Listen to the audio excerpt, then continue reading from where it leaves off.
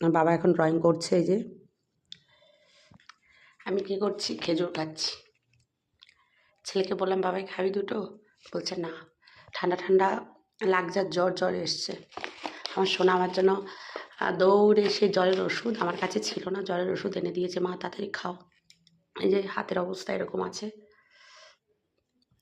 একটু কেমন একটা হয়ে গেছে, লালচে লালচে, পেকে গেছে কিনা বুঝতে পারছি না, একটু রস রস বেরোচ্ছে, জানি না কী হবে। ঠিক আছে, টাটা। দেখি আমার বাবাই যাচ্ছে। সুন্দর হচ্ছে, সুন্দর সুন্দর।